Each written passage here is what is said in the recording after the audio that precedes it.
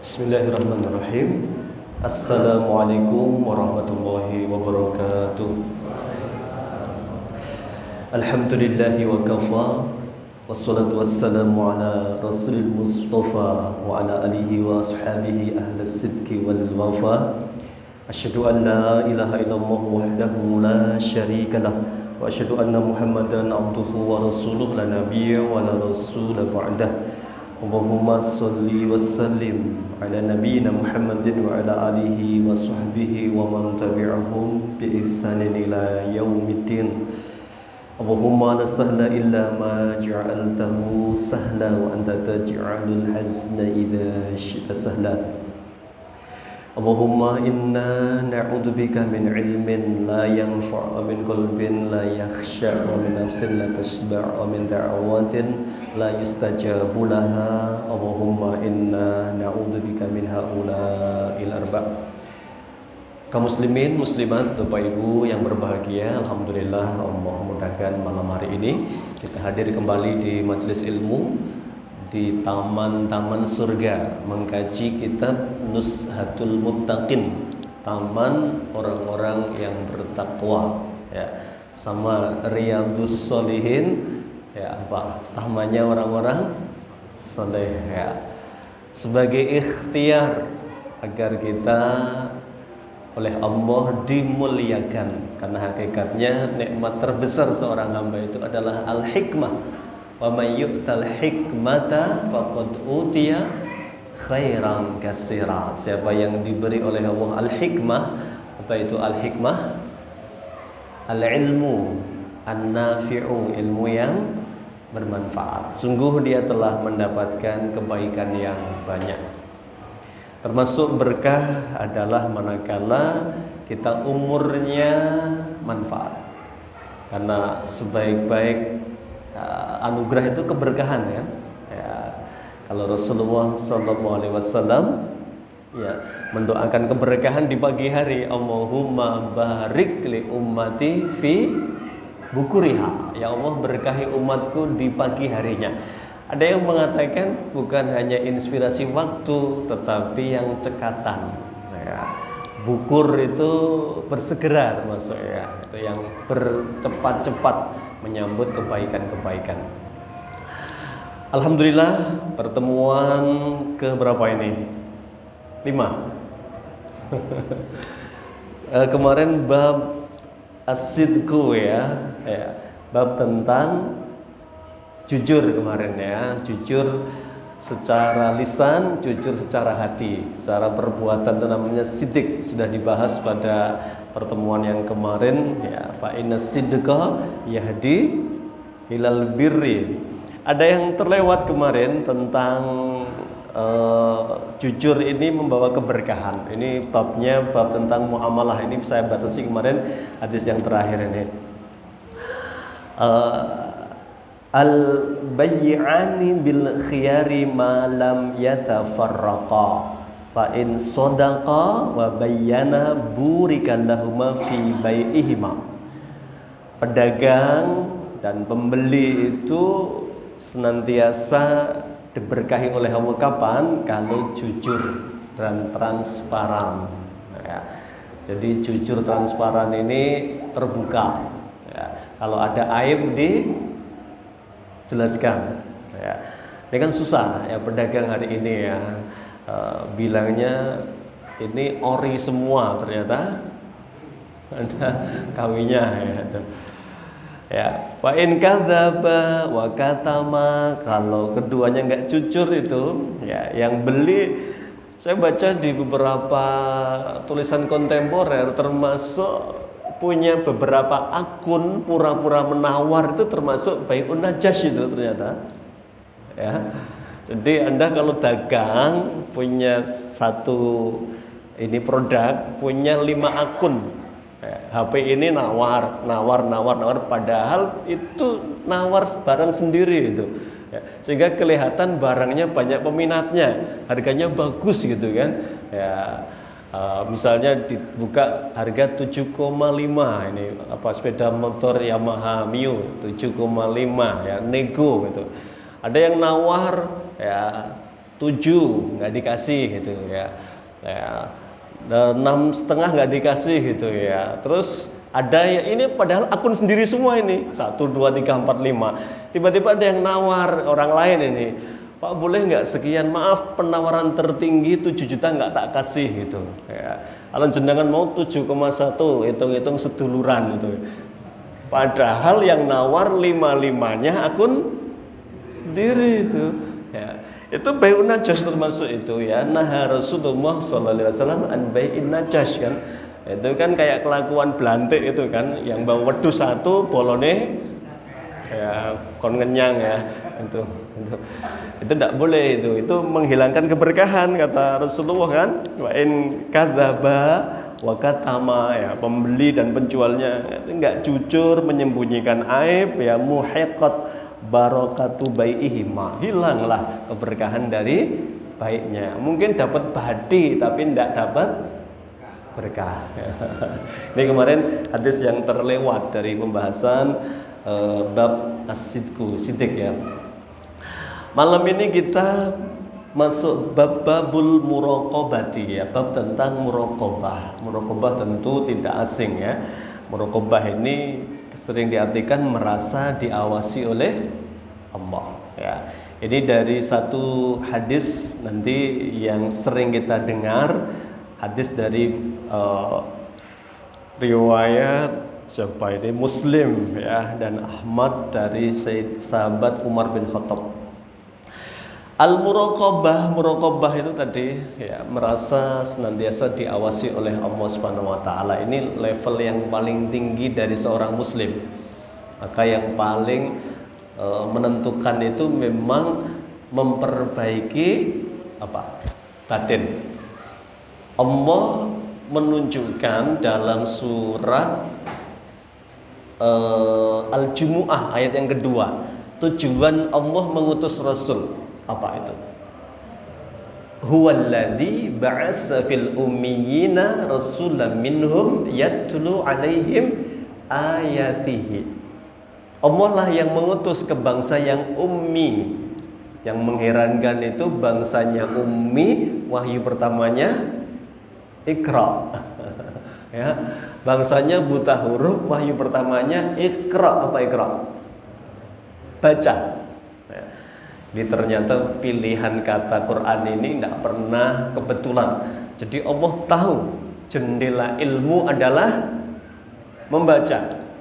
Cuma disayangkan orang Indonesia itu minat bacanya tinggi, daya bacanya rendah ya. Terbukti kalau membaca HP kuat banget itu, tapi yang dibaca kan nggak berbobot kan? Apa biasanya? Video-video lucu ya, video-video hiburan itu kan, itu ya. Nek berat sedikit skip gitu ya, dilewatin itu ya. Itu berarti minatnya tinggi, dayanya rendah ya. Masih lumayan daripada minat rendah, daya rendah ya. Malah mubazir itu ya, daya minat tinggi, daya rendah itu ya. Harusnya muslimin harus paham bahwa Iqra itu pilihan kata Allah yang dipilihkan untuk membuang kejahilan. Berarti setiap muslim harus rajin apa? Membaca ya. Iqra ya. Itu ada beberapa arti nanti Iqra itu nanti kalau bahas tentang bab Iqra ya. Kemudian tadi kembali ke tema ya, ketika Rasulullah SAW ya, tujuan oleh Allah diutus tadi ya, membacakan yatlu alaihim ayatihi, membacakan Al-Quran, yatlu alaihim ayatihi wa yuzakkihim. Apa yuzakkihim? Mensucikan jiwa.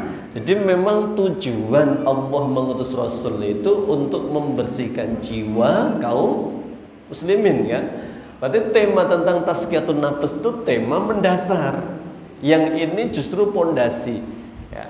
Maka bahaya kalau orang seneng ngaji fikih, nggak seneng ngaji tazkiyah. Ya, nih, jadinya keras hatinya, gampang nyalahkan yang lainnya. Ini berbahaya. Ya. Sementara orang kalau tazkiyah, terus dia tidak mempelajari syariah, ya dia nanti banyak meninggalkan kewajiban. Ya, sehingga ada istilah nek sudah makrifah tidak perlu sholat itu kan ya, karena sudah an arafa robbahu itu ya, wis kenal robnya itu wis levelnya sudah tinggi. Padahal enggak, bahwa muslim itu mukallaf itu melekat dengan apa? Kewajiban syar'i. Bahkan Nabi SAW saja itu sosok yang sudah dijamin semua dosa diampuni yang lalu dan yang akan datang, itu beliau sholatnya luar biasa. Jangankan yang wajib, kalau yang wajib tidak pernah Nabi sholat di rumah kan. Bahkan hatta pingsannya beliau 3 hari sebelum meninggal, hari Sabtu, Ahad, Senin itu beliau sudah pingsan bolak-balik, terus tidak pernah sholat di rumah, mesti diminta kan, dipapah kan, datang ke masjid itu ya. Itu level beliau untuk syariah yang tidak ada istilah ditinggalkan ya. Nih, jadi yuzakihim tazkiyatun nafs wa yu'allimuhumul kitaba, dan mengajarkan Alkitab Al-Quran. Jadi nggak hanya dibaca tok, tapi dipahami maknanya. Wal hikmah, al hikmah itu dalam tafsir itu as-sunnah. Jadi memang dua sumber tazkiyatun nafs itu berarti diperoleh dari tilawatul Quran. Jadi Al-Quran itu sumber bagaimana membersihkan jiwa. Maka wa nunazzilu minal Qur'ani ma huwa syifa. Syifa untuk apa? Syifaun lima fis sudur, obat bagi penyakit hati. Nah, ini jadi memperbaiki jiwa itu lebih penting daripada memperbaiki casing. Orang sekarang lebih penting mana? Casingnya ya. Bahaya ini. Allah mengingatkan orang munafik itu, wa idza ra'aitahum tu'jibuka ajsamuhum itu. Kamu lihat orang munafik itu, lihat fisiknya aja kamu sudah terpana. Takjub kan? Itu bener-bener syekh gitu nih sekarang ya. Wa iyakulu tasma' li qaulihim, dia belum ngomong jenengan lihat parasnya wis apa? Terpukau itu. Kagum. Wa iyakulu, begitu dia bicara tasma' li qaulihim, jenengan terpana mendengarkan, melongo itu kan bahasa Quran ya. Sampai begitu ya, saking fasihnya. Tapi Allah Maha tahu kan ya, qatalahu humul gimana itu, fahdarhum ya, hati-hati kepada orang-orang yang jiwanya kotor meskipun tampilannya meyakinkan itu. Qatalahumullah anna yufakun ya. Ini jadi lebih penting itu membersihkan jiwa ya. Maka apa namanya ini, tampilan fisik itu sering menipu ya. Maka tazkiyatun nafs itu jauh lebih penting ya daripada memperbaiki zahir. Baik, itu mengapa kok tema-tema di awal ini temanya tentang tazkiyah, karena memang ini tujuan diutusnya Rasul yang membersihkan jiwa kaum muslimin ya. Dimulai dari firman Allah di Al-Quran surat Asy-Syu'ara ya. Allah menyebutkan di dalam ayat ke berapa? 218 219 ya. Alladzi yaraka hina taqumu wa taqallubaka fis sajidin. Alladzi, Allah itu zat, yaraka, yang melihat engkau, hina taqumu, ketika engkau berdiri dalam sholat ya. Wa taqallubaka fis sajidin, dan seluruh gerak-gerikmu di saat sujudmu. Jadi tidak ada yang terlewat bagi Allah Subhanahu wa taala, aktivitas apapun intinya Allah Maha melihat ya, namanya bab muraqabah. Juga Allah berfirman, wa huwa ma'akum ainama kuntum, dan dia Allah bersamamu dimanapun kamu berada. Ini bisa dengan dua makna ma'akum itu ya. Ma'iyatullah al-amah, berarti Allah mengetahui semua aktivitas manusia. Berarti yang kafir, yang beriman ya, yang tersembunyi, yang nampak, Allah tahu semua ya. Bahkan ada 5 hal yang gaib yang tahu hanya Allah kan ya. Bahwa mafatihul ghaibi khamsun kan, kunci gaib itu 5 kan ya. 1, Allah yang tahu apa yang dalam kandungan perempuan, hanya Allah yang tahu kan. Dokter tahu nggak? Perkiraan ya. Insya Allah laki-laki ya, insya Allah Pak ya. Boleh itu ya, itu ya memang Memang begitu, hanya Allah yang tahu kalau kepastiannya itu. Manusia hanya dengan ilmunya ya bisa mungkin memprediksi. Ya. Yang kedua ya bi ayyi ardin tamut kan, nggak ada yang tahu di mana orang akan meninggal, nggak ada yang tahu. Ya, bahkan kesimpulannya itu kalau ada kisah di Israiliyat itu orang yang minta dipindah malah malaikat di sampingnya, itu berarti hakikatnya orang itu mendatangi kematian atau didatangi? Mendatangi. Ya, mendatangi kan kematian itu ya, mendatangi tempat itu ya. Tidak ada yang ngerti kapan terjadinya hujan. Ya, ada nggak yang bisa menghentikan hujan? Indonesia pernah ya undang pawang hujan malah tambah terus. Ada yang nggak ada hujan, rekayasa dengan apa? Teknologi nyebar apa Pak garam ya, itu katanya untuk mengikat awan ya wallahu alam ya. Cuma mungkin mengalihkan iya, tapi nek menghentikan termasuk menurunkan hanya Allah yang bisa. Ya, intinya tidak ada yang tahu kecuali Allah Subhanahu wa taala. Itu bab tentang ma'iyatullah yang pertama. Jadi Allah Maha tahu seluruh hambanya. Kalau ma'akum ma'iyah yang kedua, ma'iyah al-khassah itu ya binasri ya. Binasrillah, dengan pertolongan dari Allah Subhanahu wa taala. Ini kan ketika Abu Bakar bersama Rasulullah di Gua Sur ya. Jadi musuh sudah kelinteran di depan apa ini gua ya, Abu Bakar sampai mengatakan andaikan mereka jongkok ya Rasulullah, kita pasti ketahuan. Ya Abu Bakar, apa engkau mengira ya Allah tidak bersama kita? Innallaha ma'ana, Allah bersama kita. Bersama itu menolong kalau dalam ayat itu, artinya bahwa Allah tidak membiarkan, maka diberi pertolongan dengan diberi apa itu dalam sirah nabawiyah itu sarang laba-laba ya, kemudian ada burung sedang angkrem itu ya, merpati ya. Itu sebagai pertolongan dari Allah Subhanahu wa taala.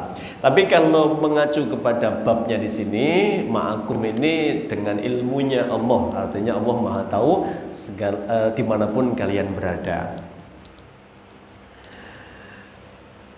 Dan beberapa ayat lagi ya. Termasuk ya'lamu kha'inatal a'yun wa ma tukhfis sudur ya. Kalau jenengan di jalan meskipun pakai helm ya, helmnya nggak kelihatan, Allah tahu nggak mata jenengan ngelirik kemana? Hah? Tahu ya? Ya, tahu kan?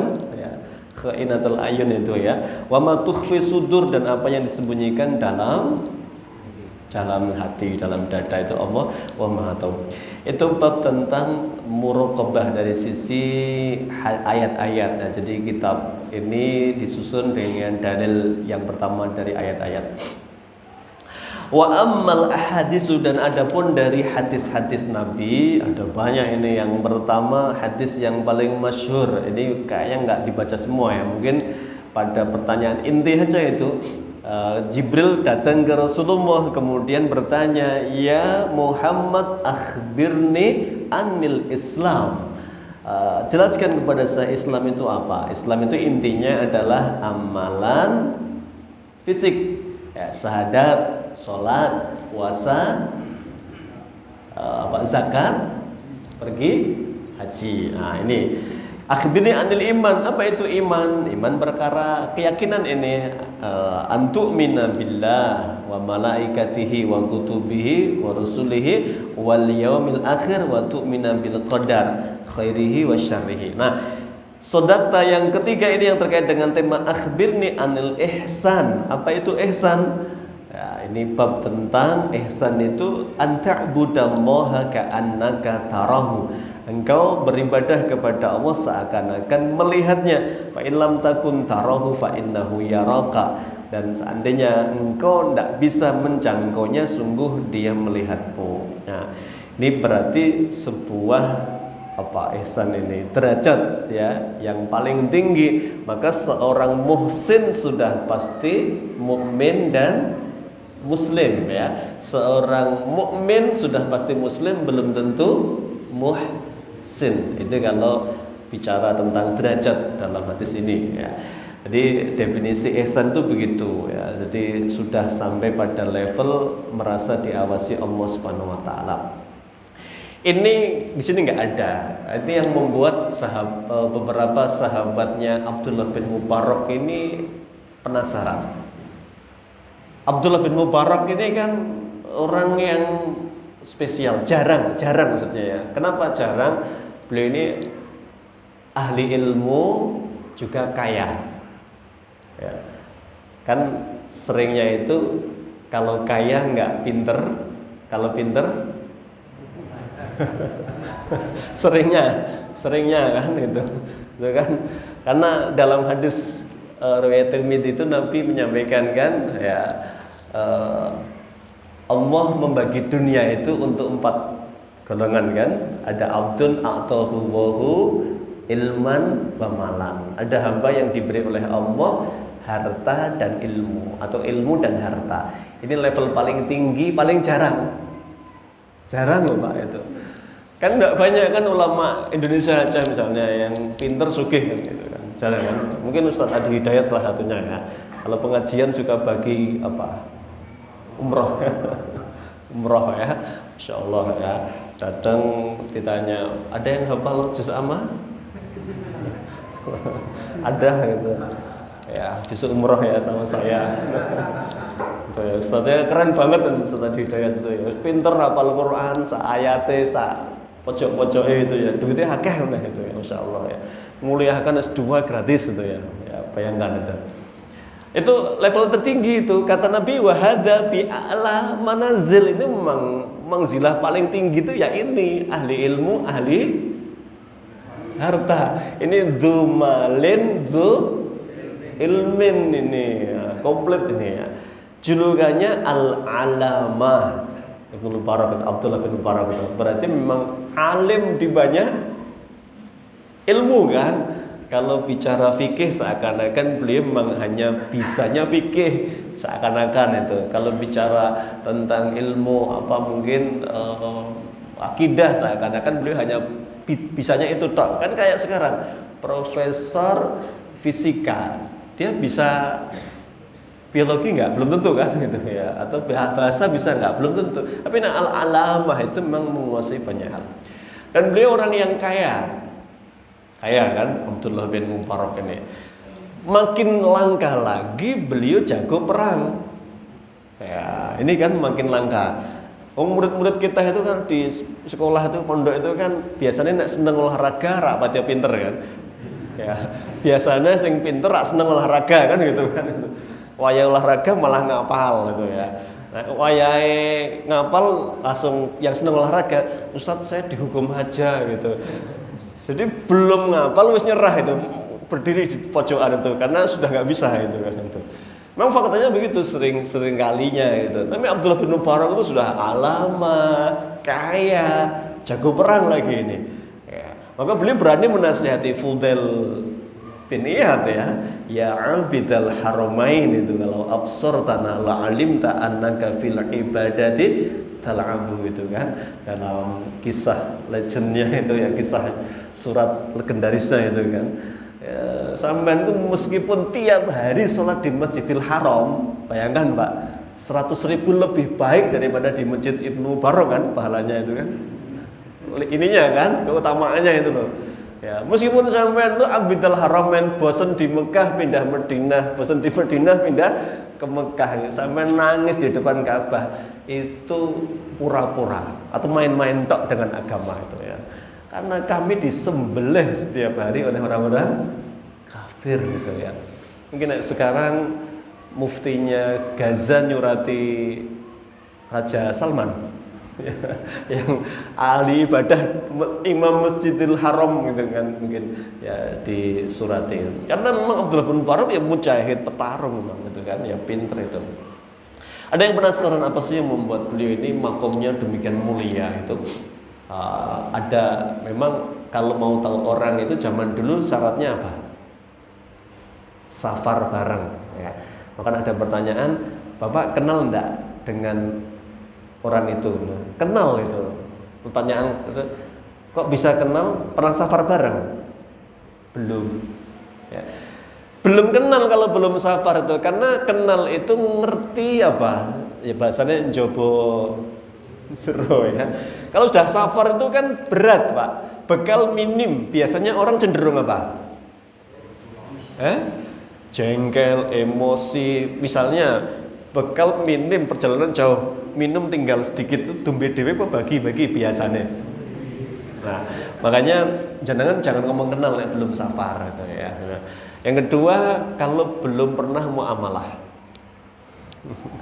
Ya, orang akan kelihatan kalau sudah muamalah. Ya, banyak orang itu urusan muamalah itu jadi apa?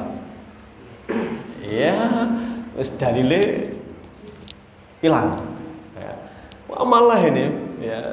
Itu sampai Rasulullah SAW mengingatkan kan banyak kalimat dolim itu untuk bab muamalah itu. Ya, matlul daini dulmun itu. Ya. Nunda bayar utang yang jatuh tempo itu kezaliman.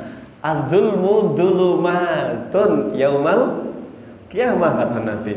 Kezaliman itu jadi kegelapan kan pada hari kiamat itu. Nah faktanya kan begitu, sering sekali. Maka ayat yang paling panjang bukan ayat sholat, ayat apa? Ayat muamalah. Idza tadayantum. Hidup itu begitu. Tadayana ya tadayanu apa? Saling ya imbang itu ya cok utang cok ngutangi toh Pak, orang utang hidupnya rasa imbang ngono ya. Ya. Jadi hidup itu ya begitu, cok nyaur, cok nyilih gitu Pak itu ya. Tadayana kan kalimatnya begitu kan, tadayantum jika kalian saling apa? Transaksi pinjam meminjam, maka tulis agar terjadi apa? Hal-hal yang nggak diinginkan bisa diminimalisir. Boleh kok menanyakan ya, wa in kuntum ala safarin wa lam tajidu katiban farihanu maqbudah. Lah kok utangnya akeh men Pak, jenengan jaminannya apa gitu. Mosok karo kanca jaminan to Pak gitu ya. Jaminanku Gusti Allah. Wah wis stop jenengan itu. Wis ora karo aku wae jenengan keduren gitu ya. Jadi kalau memang wong bertakwa itu jaminannya Allah tuh rampung Pak harusnya itu ya. Sebagaimana orang bersumpah sudah demi Allah itu sudah puncak. Enggak boleh kalau kita ngomong jangan bawa nama-nama Allah itu. Enggak boleh Pak. Orang sudah demi Allah ya sudah, urusan dia dusta dengan Allah hisabnya. Ya. Jadi bab tentang maaf ya tadi Abdullah bin Mubarak itu orang mau mengenal dengan cara safar. Akhirnya safar Abdullah bin Mubarak ini.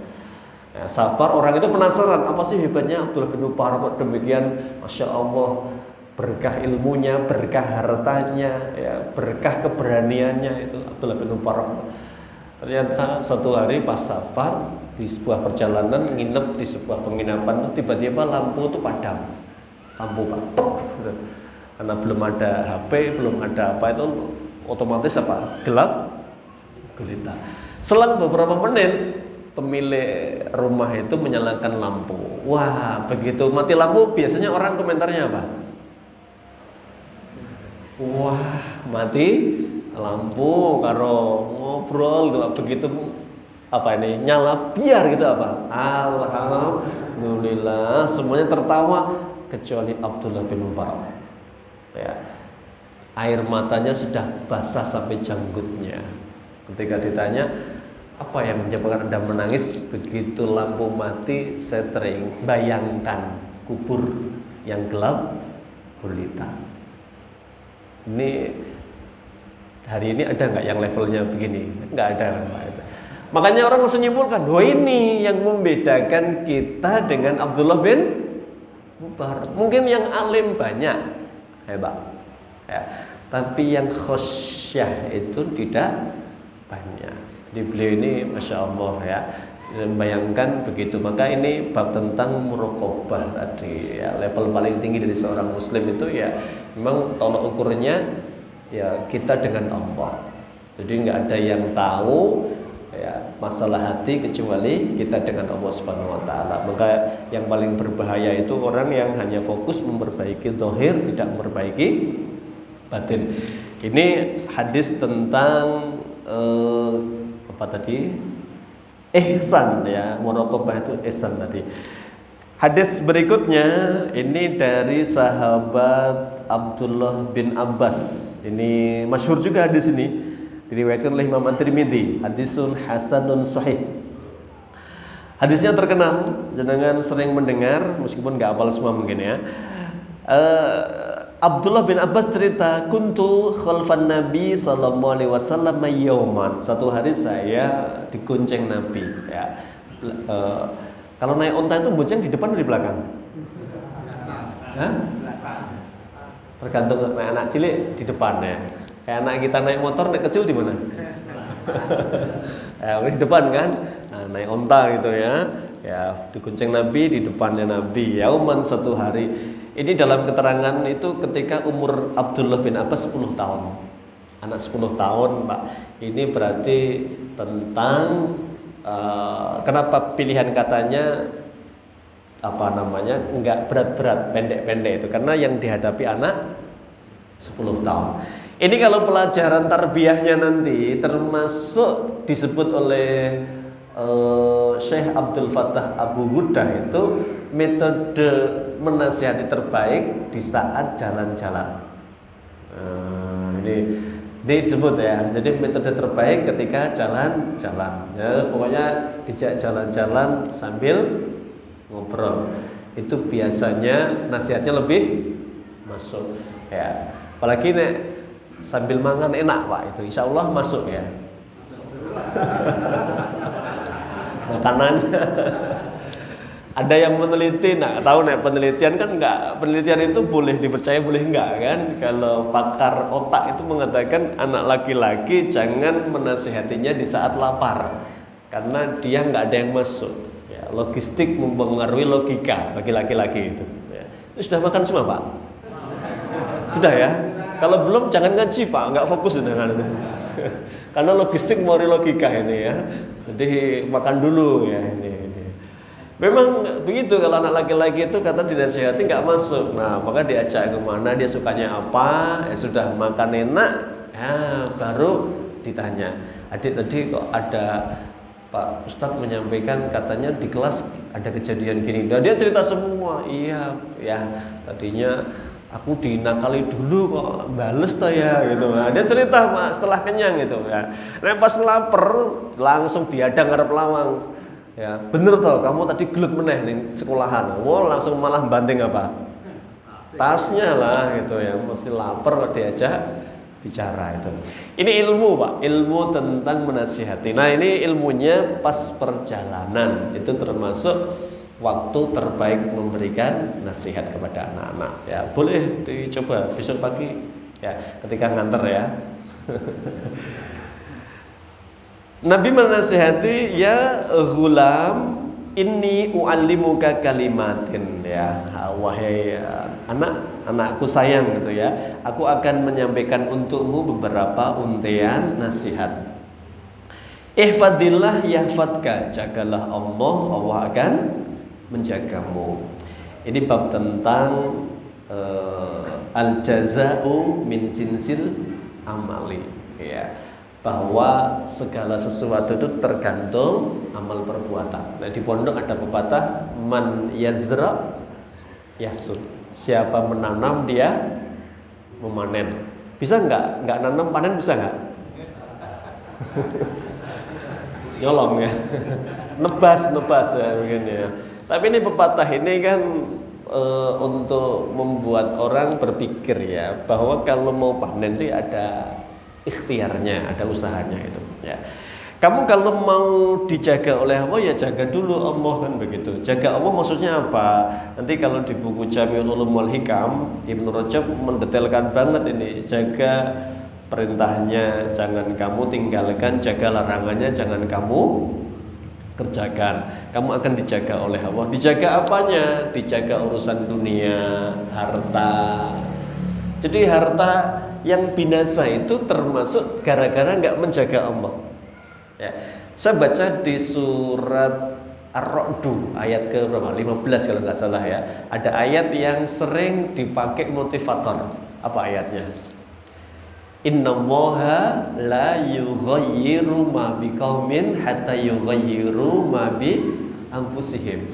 Sesungguhnya Allah tidak akan merubah nasib seseorang kalau orang itu tidak mau merubah dirinya sendiri.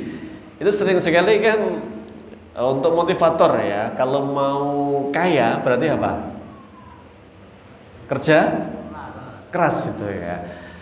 Padahal ayat itu dikaitkan dengan hukuman di awalnya itu ya.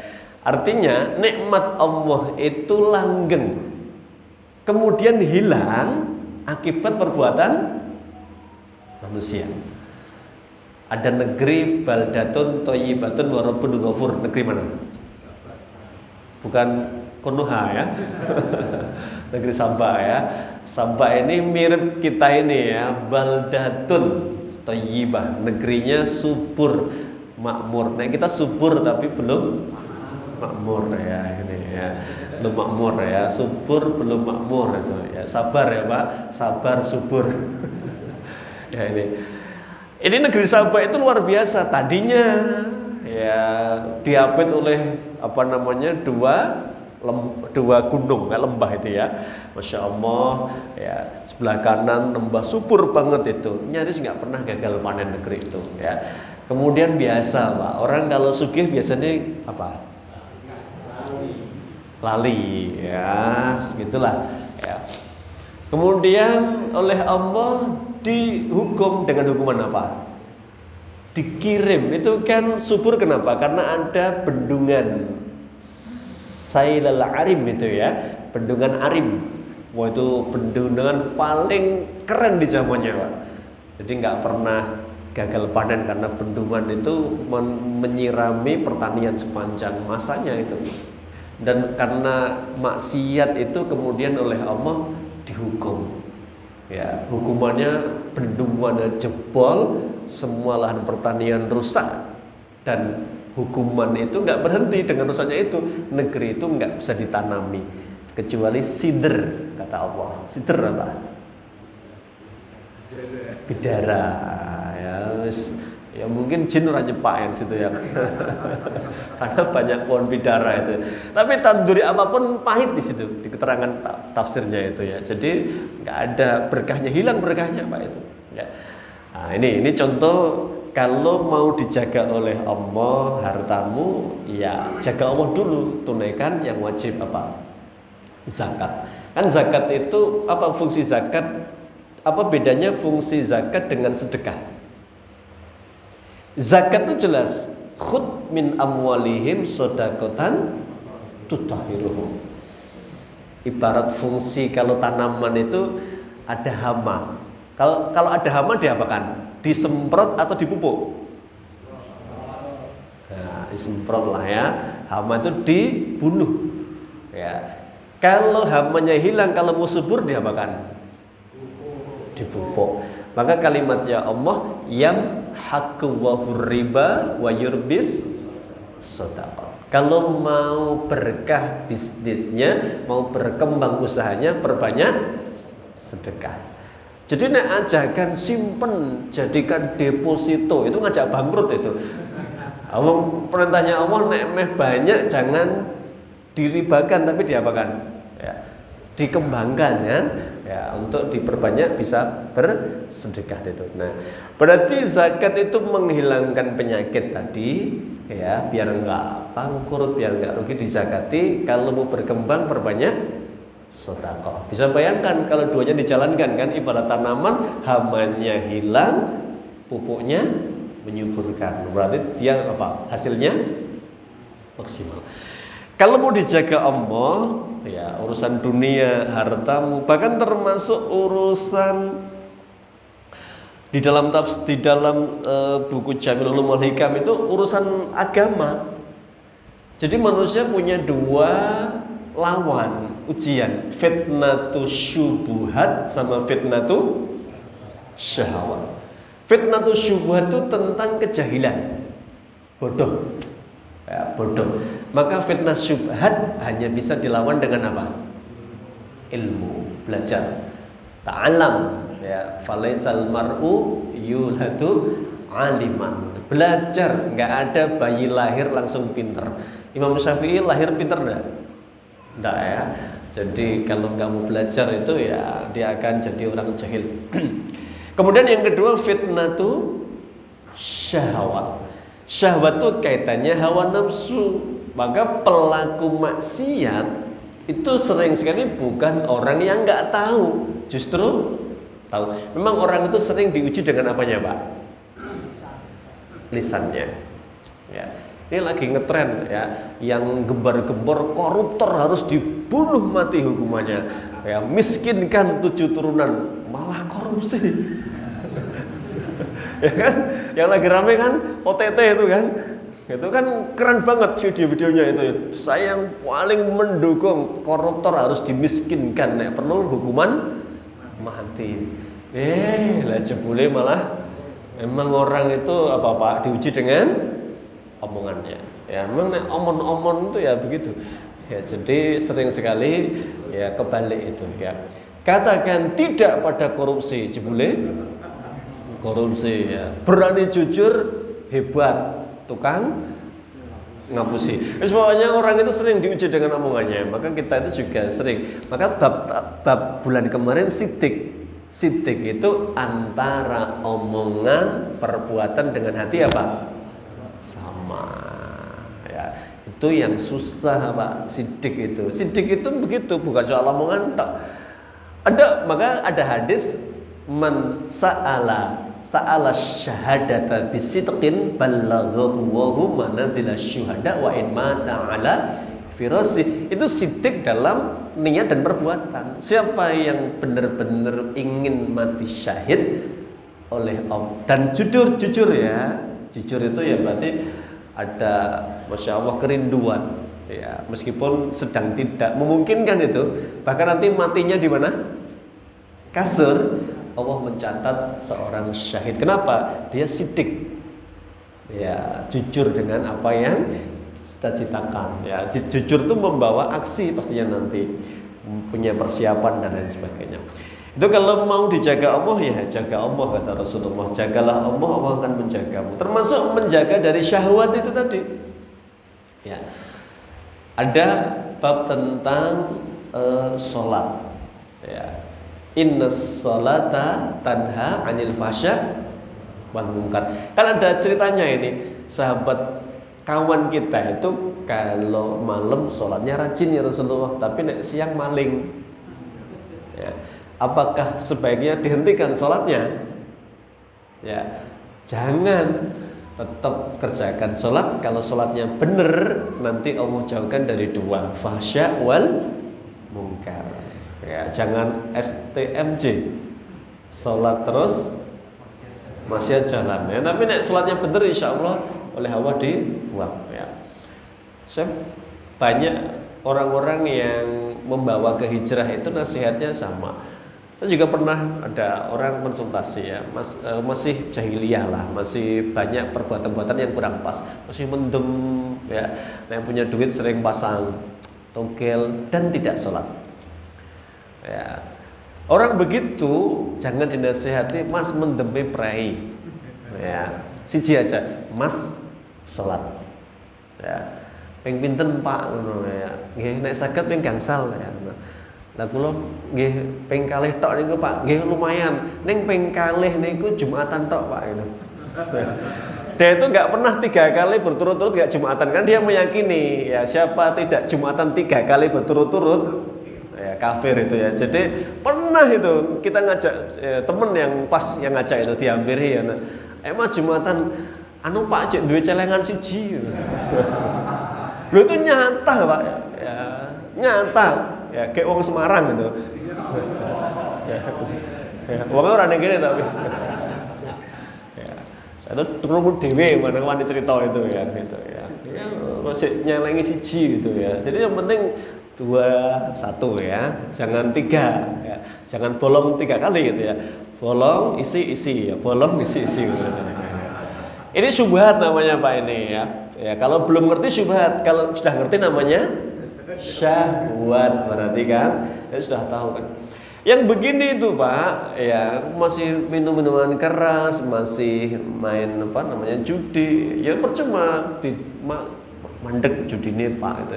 Yang penting satu aja Pak, sholat ya. Ya berapa kali Pak Ustadz? Ya bisa 5 kali. Ya kalau belum bisa, sebisanya dulu. Ya. Nanti tanya lagi gimana Pak? Sudah sholat ya? Alhamdulillah sudah Pak Ustadz 2 kali ya, tambah 3 kali. Ini kalau hatinya benar-benar ingin kembali kepada Allah, nanti otomatis ya rasa pengen judi dihilangkan oleh Allah. Ya, tiba-tiba Allah kirim sinyal-sinyal ya, dia mulai senang sedekah, ya, mulai senang investasi dalam kebaikan-kebaikan. Karena berkahnya sholat tadi itu. Ya, sholat. Maka kalau ada perintah yang mendasar itu ya memang sholat untuk membuang kemungkaran-kemungkaran tadi. Ada kisah sahabat Nabi Yusuf kan yang diabadikan di surat Yusuf itu ya, dijauhkan. Ini Nabi Yusuf itu bukan perkara ringan loh Pak. Jangan kalau melihat tantangan Nabi Yusuf itu apa tantangannya? Nabi lain kan perang gitu ya. Nabi Muhammad perang 28 kali gitu. Nabi Yusuf apa tantangannya? Hah? Tantangannya kayak nggak menantang gitu ya. Padahal Allah katakan nahnu naqussu 'alaika ahsanal qasasi. Kalimat Allah itu ini kisah yang terbaik. Di Quran kan banyak kisah Pak. Ada surat Al-Qasas, itu kisah para nabi, kisah Nabi Musa ngampleng anak buahnya Fir'aun mati, jadi buron, lari sampai negeri Madian kan. Nah, ini kan heroik ya Pak ini. Keren kan gitu kan. Habis ngampleng mati buron itu selamat itu ya. Nanti di pengasingannya dipek mantu sama Nabi Syuaib gitu kan kisahnya. Tapi Nabi Yusuf itu kayak kan ya gitu kan, digoda wedok gitu kan itu. Lu itu kata Rasulullah fitnah paling besar tuh fitnah apa? Wanita ya. Di wanita kan itu ya, mataroktu ya fitnatan, tidak aku tinggalkan fitnah yang lebih doror apa doror, bahaya kan, lebih berat bagi umatku kecuali godaan wanita. Allah aja mengatakan nek setan ini kata Allah tipu dayamu, inna kaidasyaitani kana dha'ifa. Setan tuh tipu dayanya lemah. Kira-kira ada setan bacakan ayat kursi pergi. Perempuan inna kaida kunna azim, tipu muslihatmu sangat dasar. Maaf ya Bu, bukan berarti jenengan sangar itu ya. Setan karena itu sangar siapa? Ya ini bab tentang syahwat. Ya, untuk menjaga dari perbuatan su wal fahsya. Al fahsya itu zina kebanyakan Pak. Maka kata Allah wala taqrabu zina innahu kana fahisha. Fahsya itu syahwat, ya berarti apa? Ya zina itu. Ya. Orang Nabi Yusuf dijaga oleh Allah daripada zina itu kan jelas, karena Allah sampaikan innahu kana min ibadinal mukhlasin. Mukhlasin itu level mukhlis yang paling tinggi, mukhlas. Mukhlis sama mukhlas tinggi mana? Mukhlas. Ya. Mukhlas itu apa menggunakan ketika memilih Nabi tadi kalimat untuk Nabi Yusuf pun innahu kana min ibadinal mukhlasin, bukan mukhlisin. Untuk Nabi Musa ya, wadkur fil kitabi Musa innahu kana mukhlason. Nah, kan kalimatnya bukan mukhlisun, mukhlason. Mukhlas itu ya terpilih, mulia, ikhlas. Nah, maka kalimatnya Allah untuk Nabi Yusuf innahu kana min ibadinal mukhlasin, artinya beliau ini benar-benar sosok terpilih, ibadahnya dijaga, maka Allah enggak ridho dia jatuh dalam perbuatan zina tadi. Ini bab tentang penjagaan Allah. Ihfadillah tajiduhu tujahaka ya. Nah, ini poinnya kayaknya sampai ini aja ya, yang terkait dengan hadis. Nanti ini yang lain terkait dengan takdir. Ya. Intinya apa? Bahwa ini ketika sambungannya ayatnya hadisnya di sini. Ta'arraf ila Allahi firraha ya'rifka fisyiddati. Ta'arraf ya. Arraf apa? Kenalilah ya. Allah di saat kamu raha, lapang, ya'rifka fisyiddati. Allah akan mengenalmu dalam kesulitanmu. Artinya bahwa apa yang kita jalankan ini akan berbanding lurus dengan apa yang Allah berikan kepada kita. Ini bab tentang muraqabah tadi ya. Jadi kalau Allah Subhanahu wa taala ya, dalam suasana kita seneng, kita nggak lupa dengan Allah, Allah akan mengenal kita di saat syiddah kita. Ini kalau di bukunya Jami'ul Ulum wal Hikam itu masuk bab tentang hadis kaitan dengan kisah Nabi Yunus. Apa Nabi Yunus ini yang paling diingat? Dimakan ikan ya. Kemudian apa yang teringat ketika dimakan ikan ya? Beliau berzikir. Zikirnya masyhur ya, sampai Nabi Rasulullah mengatakan siapa yang memohon permohonan kepada Allah diawali dengan zikir ini akan diijabah. Karena mengandung 3. La ilaha illa anta. Yang paling disukai oleh Allah kalimat ini karena mengesahkan Allah. Maka dulu ada sahabat itu apapun sholatnya, suratnya kulhu ya, sampai dilaporkan kan, kemudian diinvestigasi gitu. Apa benar jenengan kalau sholat bacanya kulhu terus? Iya. Kenapa? Saya suka ya. Kenapa suka? Karena di dalamnya mengisahkan Allah, kul huwallahu ahad itu ya. Allah menyukaimu karena kamu menyukainya ya. Maka kalau baca kulhu 3 kali seakan-akan hatam Al-Quran kan ya, seakan-akan Pak, berarti orang jurus hatam kan itu. Kul 3 kali terus nggak baca yang lain itu. Ini menunjukkan bahwa dimulai dengan la ilaha illa anta subhanaka, Allah suka disucikan. Lebih suka lagi disempurnakan inni kuntu minadh dhalimin, pengakuan bahwa saya banyak salah. Saya salah ya Allah, saya dosa. Nah, karena itulah Allah sampaikan falaula annahu kana minal musabbihin, andaikan nabiku Yunus itu bukan sosok yang rajin tasbih. Ya, dibiarkan dalam perut ikan sampai hari kiamat kebangkitan.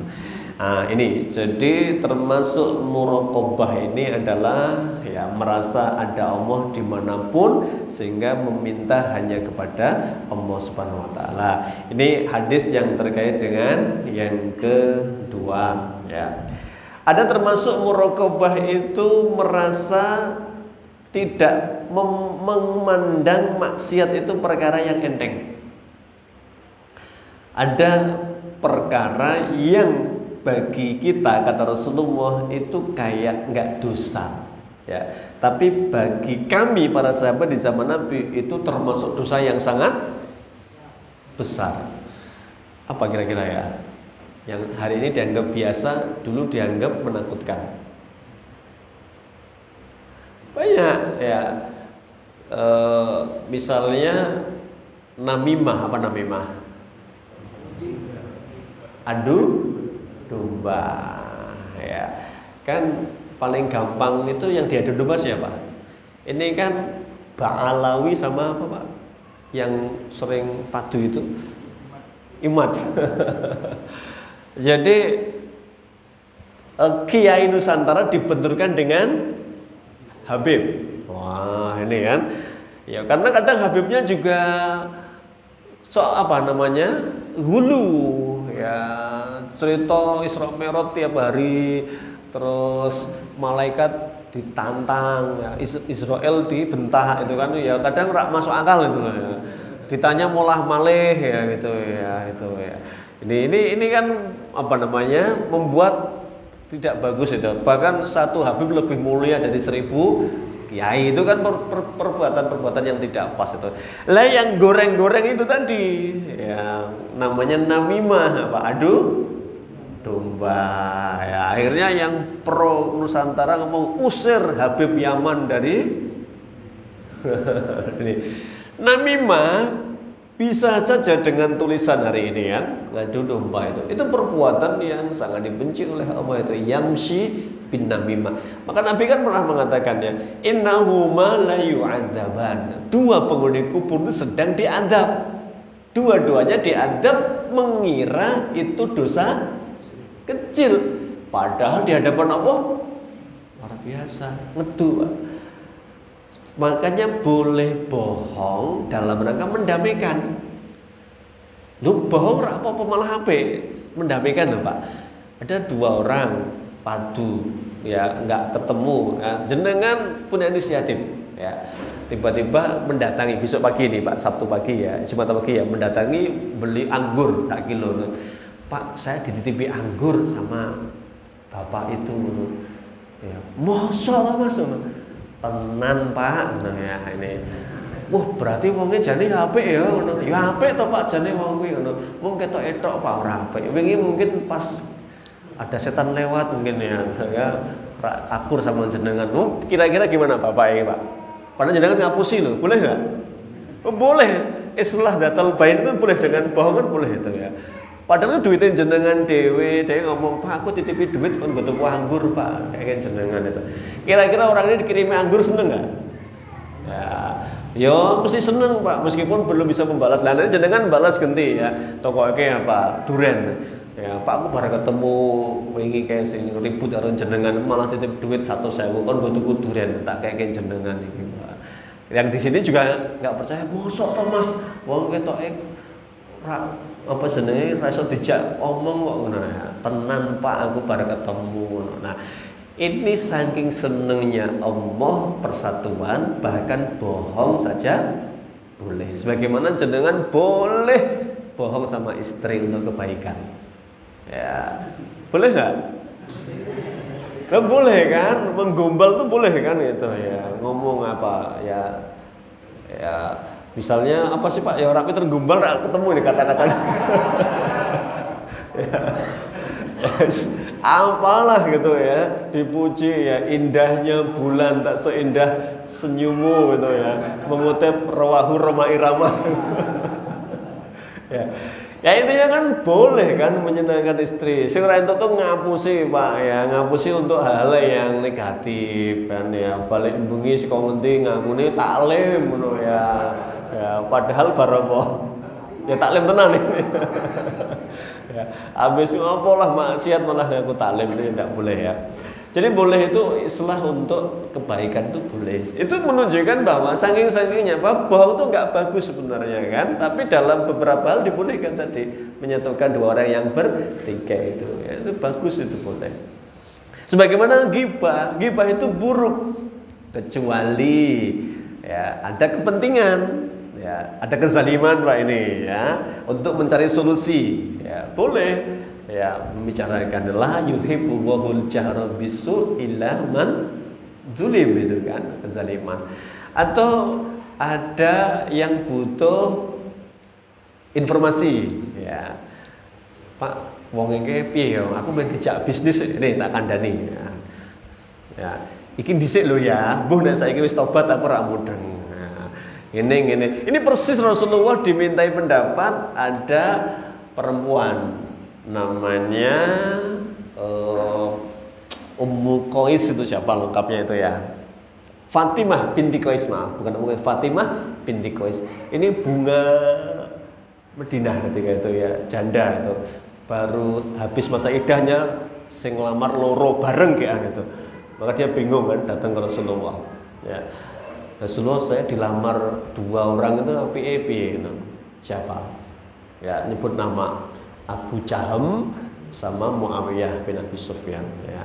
Ini tak beritahu. Sampai nak milih Muawiyah, nak milih Abu Jaham, dia lelaki yang kaya, tapi hampir tidak bisa meletakkan tangannya. Ya. Berarti apa? Ya? plak-plek Pak. Ya. Ini cara gawe ke kopi ngono ki, kopi apa ki pahit men.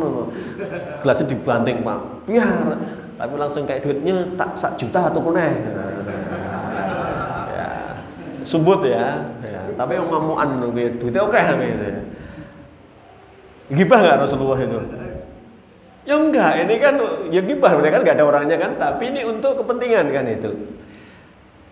Sampean milih Muawiyah, dia lelaki yang lembut tapi lama lalah, nggak punya duit. Nah, pilih mana? Alus, ada duit. Ini sayang, yang tapi ada duit itu. Ya, maka saya sarankan nikahlah dengan Usama bin Zaid. Dia lelaki bertanggung jawab, bekerja keras dan lembut. Nanti ini ngasih kisi-kisi, nanti nikah dengan Usama bin Zaid ini, Fatimah binti Qais itu akhirnya kan gitu. Jadi ada kisah-kisah itu yang menunjukkan bahwa ada pengecualian ya. Itu naik kerungu kan ya mungkin nggak suka kan diomong tidak bisa meletakkan. Makanya itu ya. Tapi ini kan bab tentang bagaimana memberikan pertimbangan. Ya boleh-boleh saja agar nggak banyak keblondrok ya Pak itu ya. Blondrok itu lah. Salahnya rata kontakon dong gitu. Baik, ini sesuatu yang kadang tidak boleh, tapi boleh di beberapa kejadian. Termasuk tadi ya, ada dusta itu ya. Kalau ada kebaikannya itu boleh untuk mendamaikan, salah satunya. Lah ini ada amalan yang di zaman Nabi ini berat banget, di zaman kalian ringannya tadi, termasuk namimah, adu domba dan lain sebagainya tadi. Jam berapa Mas? Jam 9 Masya Allah ya. Hampir selesai. Saya pilih beberapa tema hadis ya. Satu hadis lagi ya tentang muraqabah. Ini enggak banyak kok muraqabah, ini nanti lebih banyak takwa tadi. Hadis terakhir ini. Hadis tentang mukmin yang cerdas ya. An-Nabi Ya'la Shaddad ibn Aus, dari sahabat Abi Ya'la Shaddad bin Aus radhiyallahu an. Nabi sallallahu alaihi wasallam qala al-kayyisu ya, al-kayyis ya, orang yang kayyis itu al-aqilu. Al-aqil itu orang yang cerdas ya. Al-kayyis itu al-aqil. Lawannya al-ajiz, ad-dhaif, at-tariku lima yajibu fi'lu. Jadi al-ajiz itu ya orang yang ya, omon-omon, gede angan-angan tapi males usaha gitu ya, ajiz. Gampang pesimis lah, orang yang lemah. Al-kayyisu, al-aqilu, orang yang cerdas itu adalah mandana nafsahu. Mandana nafsahu, siapa yang mampu menundukkan itu nafsahu ya, mengalahkan hawa nafsu jiwanya. Wa amila lima ba'dal maut, dan dia terus beramal untuk bekal menuju setelah kematiannya ya. Wal ajizu, yang sebaliknya orang yang lemah itu man atba'a nafsahu, siapa yang mengikuti hawa nafsunya, jiwanya hawaha, mengikuti hawa nafsunya. Wa tamanna 'ala Allah ya, dia orang yang banyak angan-angan saja ya. Dari sini berarti bab tentang orang yang cerdas itu mereka yang sudah mikir, meskipun masih di dunia, mikir kalau saya mati apa yang saya bawa untuk kematian saya. Orang yang pintar itu mesti investasi ya, maka yang cerdas itu yang investasi kan, kata Nabi 3 investasinya ya.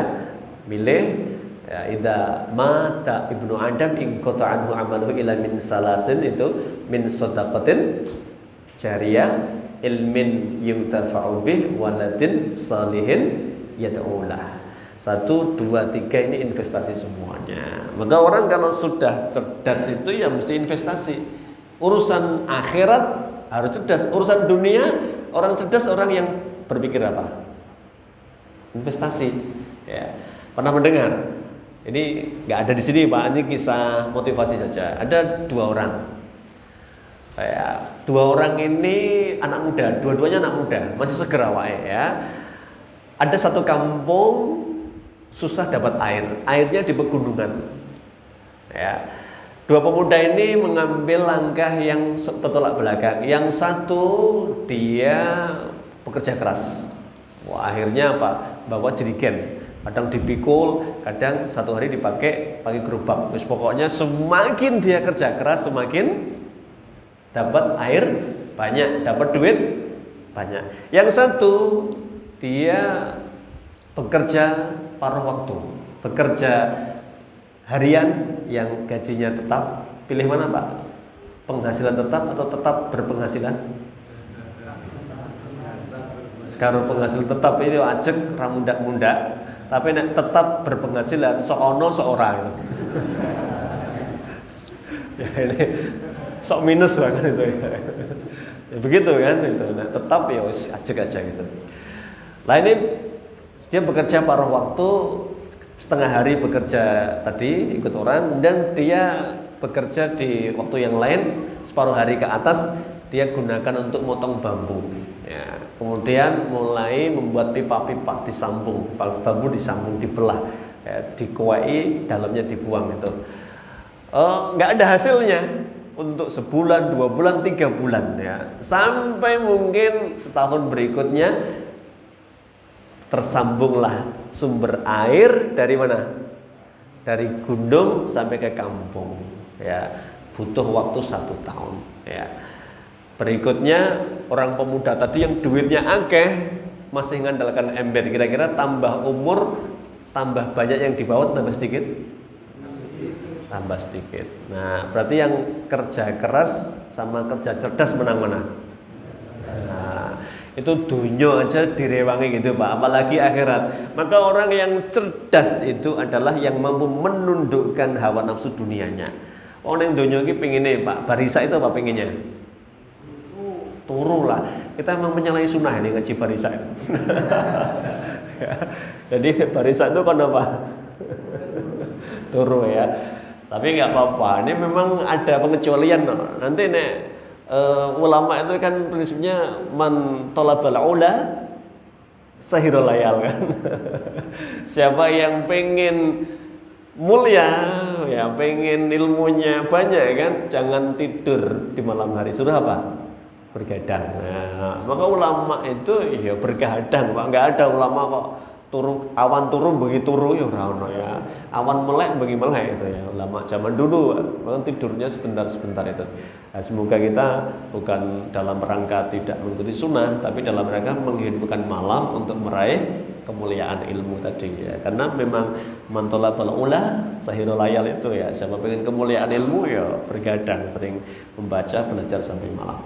Nah, yang cerdas itu yang tadi, Pak. Jadi dia itu ibadahnya oke dikerjakan, 5 waktunya nggak pernah ditinggalkan, tapi dia mikir, wong saya ini bakal mati, nek saya nggak investasi, amal saya nggak bakal nambah pahalanya, begitu mati ya sudah butuh gitu.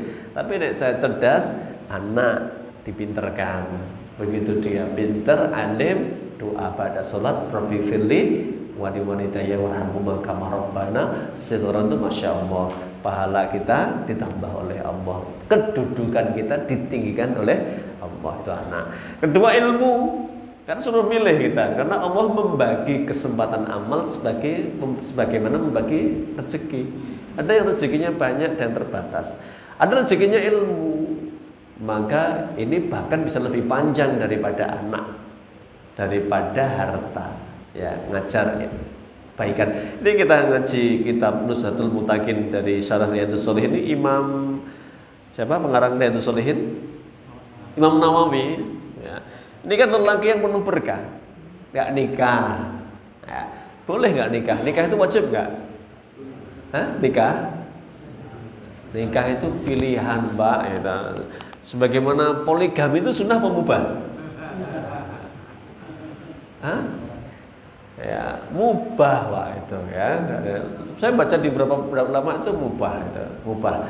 Mubah itu artinya Ya boleh saja itu. Nah, nanti menjadi sunnah itu kalau nambah soleh, kan gitu. Kalau nggak nambah soleh kan jadi malah apa?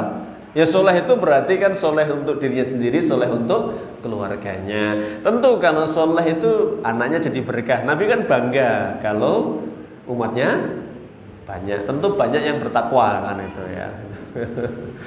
Nah kembali ke tadi, orang cerdas itu ya investasi, punyanya ilmu ya ilmu yang diajarkan itu. Nah yang ketiga terkait dengan harta. Kalau Allah muliakan kita dengan harta ya itu amal terbaik kita. Bahkan orang-orang yang dengan harta itu bisa saja dia meraih banyak keberkahan. Karena Nabi sendiri mengatakan kan, ketika ada sahabat yang soleh nggak kaya, ya, mereka merasa kok enak ya jadi orang kaya itu.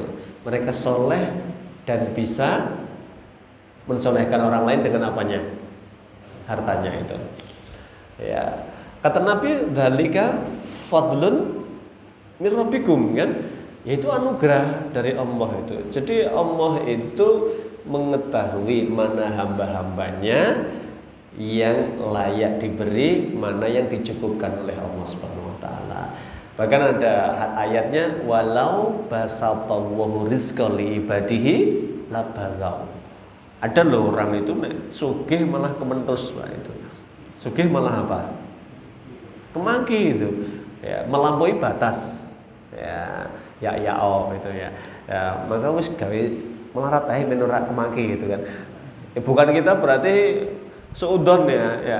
Ini untuk menumbuhkan apa? Perasaan apa? Menerima yang pantum itu apa namanya?